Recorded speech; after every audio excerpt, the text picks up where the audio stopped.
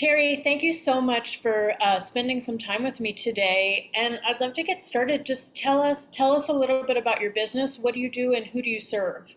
Thanks for asking. So I am a business consultant. I've been in this industry for 27 years, and I primarily work with coaches, consultants, speakers, trainers, authors, as well as practitioners like chiropractors.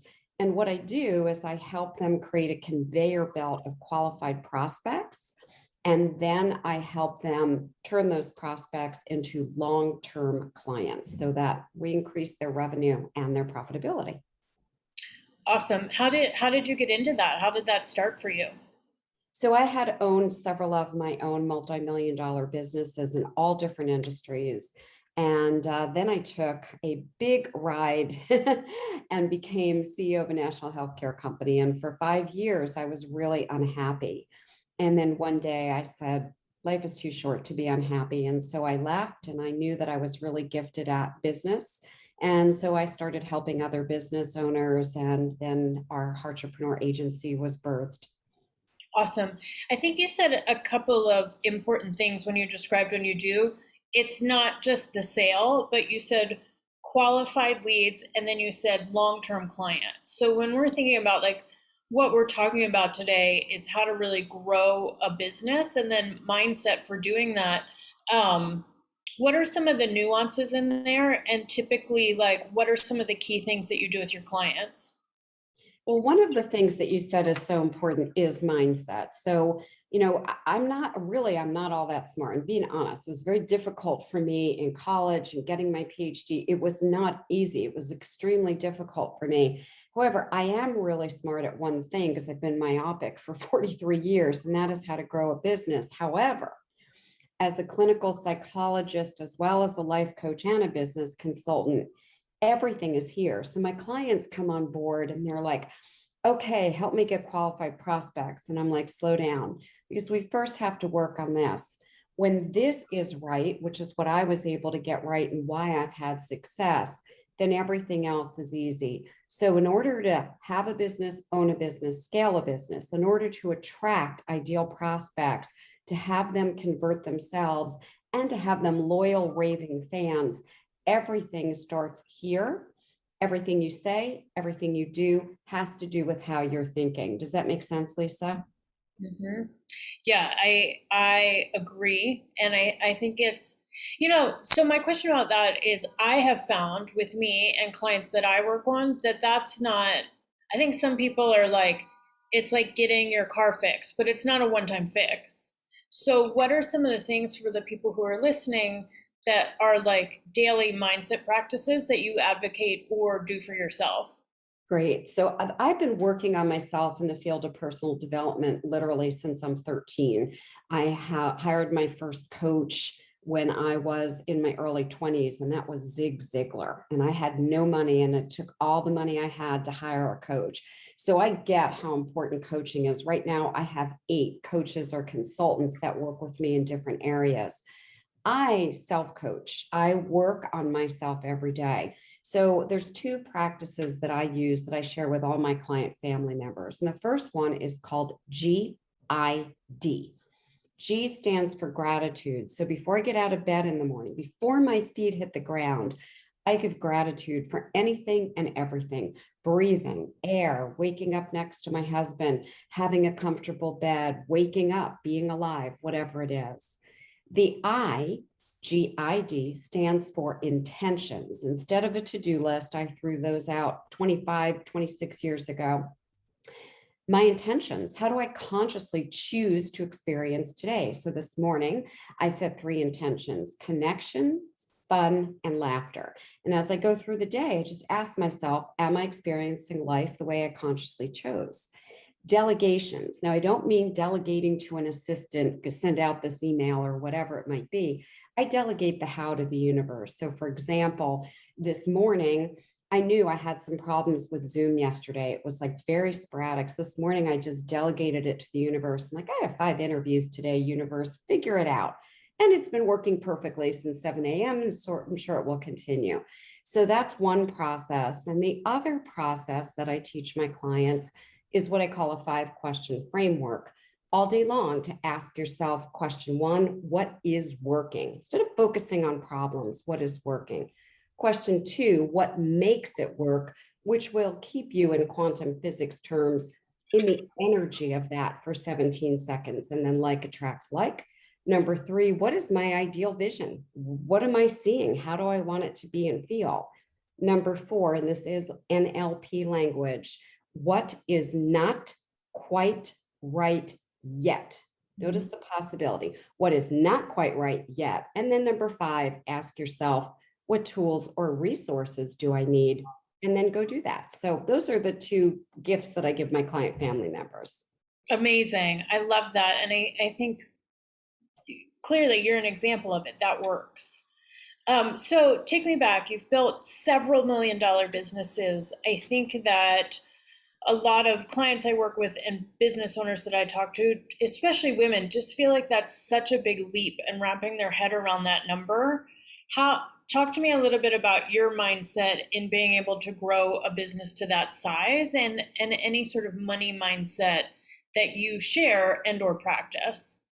So first of all, money to me is simply energy. So whether you make $1, 100,000, a million, or multi-millions, doesn't mean a thing. It's not an ego thing. It's simply energy.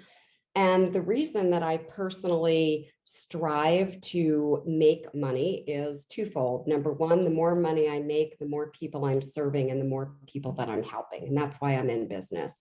And number two, I'm very blessed that my husband and I, for the last 12 years, have been able to do reverse tithing, and 90% of our income goes to our foundation.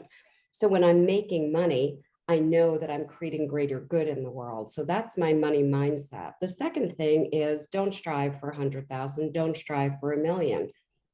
And I'm being really serious. Strive for your first dollar. The first time someone pays you something, frame it and know that you're doing something of value.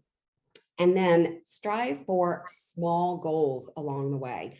I remember when I first started in this industry, I got 30 clients in 30 days. I was striving for a client a day. It's exactly what happened. So set small daily goals. I wasn't looking at, let me make 500,000 or a million. I just wanted to serve and help people. I said, wow, if I could help one person every single day.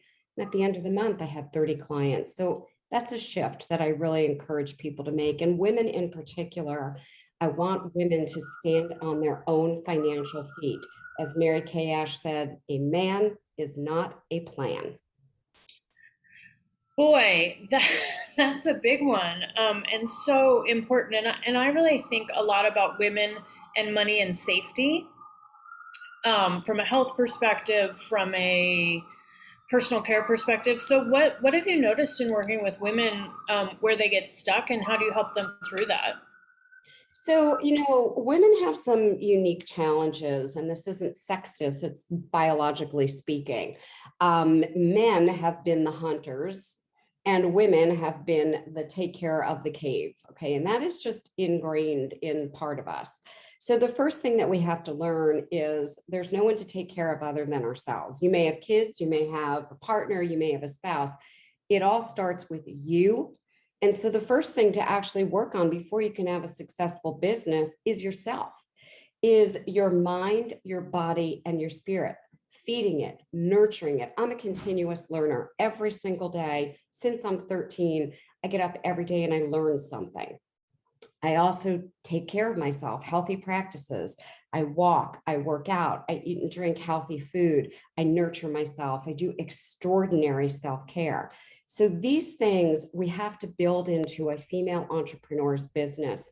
My experience, and I work with about 50% male and 50% female, my experience is that men can just in their nature and can be very selfish in taking care of themselves. And women are so used to taking care of other people, they don't take care of themselves.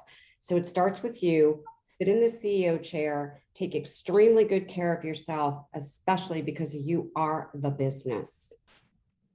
I love it. So if a business owner comes to you, perhaps they have a several $100,000 business and they really want to scale to $1 million, what would you say to them?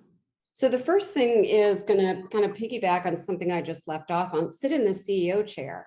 I am amazed at how many entrepreneurs are doing tasks that a CEO would never do. In fact, my litmus test when I do live events is I ask people, what do you do? And someone will be like, I'm a chiropractor. What do you do? Functional medicine doctor. What do you do? I own a spa, whatever it is. And I'll say, none of you are right. People look at me like, what are you talking about? You're in the business of marketing. I market a chiropractic business. I market myself as an author. I market my spa. The CEO is not doing tasks like reading emails and sending emails and posting on social media. I sit in the CEO chair every day. I work about 2 hours a day. Everyone else on my team is sitting in their chairs so that I can be the visionary of this company. That is the number one mistake that I see entrepreneurs make. They are doing things that they could pay or barter with someone for a couple of bucks an hour, and they are missing where they're supposed to be sitting and how they're supposed to be thinking. Which all goes back to mindset. Yes, it sure does. Full circle. Yeah, that's amazing. What are any particular challenges that you've faced as an entrepreneur, or even particularly as a female entrepreneur? So, what I find, and I always find very interesting, is when I'm making a decision on something, we just made a major purchase. They said, is there anyone else involved in the decision? And I said, no. And they said, but, and I really fell on the floor laughing. Do you have to speak with your husband about this? I'm like, I am the CEO of this company. Would you ask a man if he had to speak with his wife? And I canceled. And it was a huge order. It was over $88,000 putting it on a credit card. I said, you know what? We're not doing business together. Unless I am respected for the business owner that I am, we're done. So that's one thing that I do find. In fact, a really funny story. I have a little Jaguar convertible, love this car. And the license plate says I coach. And I pulled in to get gas the other day. And the attendant says to me, oh, what kind of a coach is your husband? So it's just fascinating that this is still going on in the world, and that's okay. I just take note of it. My personal challenge came, it's almost 18 years ago, when I got a neurological disease called reflex sympathetic dystrophy, which on the McGill pain scale is the most painful disease known to mankind. Like a brain tumor is here, an amputation is here. I was unable to work during that time period. I was in a wheelchair. I was on 29 medications a day, plus getting elephant tranquilizer ported into my veins, which is an extreme hallucinogenic. My company prospered during that time when I could not work because I had set it up with systems and passive income as the CEO. Eventually, miraculously, I was able to recover and to work. And what I want people to understand is that you need to set up your business from day one so that it is not trading time for money and not dependent on you. Because God forbid, if something happens to you, or if you need to take care of a sick child or a parent, or you just want to lay on the beach in Tahiti, you have to have a business that runs even if you're unable to. Absolutely. And I think that like people learn that in such unfortunate ways. So it's so good to recognize that beforehand. And I hear you on the female thing. When I rented an apartment in Manhattan, people said, "Where's your husband?" It's amazing, really I was interesting like, world. no, that's my income. Thank you. Exactly.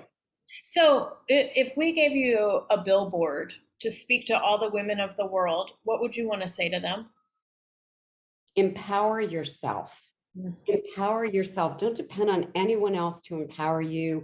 Don't depend on politics to help you. Don't depend on anyone. It's all about empowering yourself. I was raised in a way where they believed a man was a plan. Okay. My parents definitely believed that. And I empowered myself literally from the age of 13, starting to get into personal development. And I took responsibility for becoming who I am, for learning what I've learned, for getting the degrees I've gotten, the certifications, for creating the companies. I've done everything within myself. Now, at the same time, as I said, I've had coaches and consultants and mentors help me, yet it starts with you. And I want people to really get that. Women, hear that. Please breathe it in. Awesome. I love it. So, Terry, my follow up question to that is if a woman's in a place where she's stuck and doesn't know what to do, what are the first three steps you would tell her? Step number one is either get a life coach who can help you or even a therapist, either one, depending on which is really holding you back, and do that first. The second thing is, like I said, I've been working on myself and personal development every single day. Get a book like Coaching is for Everyone that will help you start to learn to self coach yourself every single day. And then the third thing that I would say is get some help in business. We are not meant to do this by ourselves. Get someone who can help you, someone who's running faster than you. And I do advocate that women work with women. We think differently and we do business differently. So find a woman that you resonate with who's doing what eventually you want to do, and work with that woman. They will help you and they will help you move faster. Amazing. Last question. What's next for you? What are you excited about? Well, I'm super excited that I had two books come out at the same time. I've never had that happen, but one book was held due to COVID and both publishers released them. So Turbocharge Your Business for Women Entrepreneurs just got released along with The Conversion Equation. And I'm really excited about both of these books because I really believe that they are going to help women in business dramatically. And so that's where I am. I'm just thrilled to be sharing my message with other women and helping them on their journey. Terri, what an inspiration. Thank you so much. So many good, actionable tips in here that I think folks are really going to appreciate. So, thanks for everything you've done, and thank you for inspiring us today. It's been my pleasure. Thanks for having me. You are so welcome.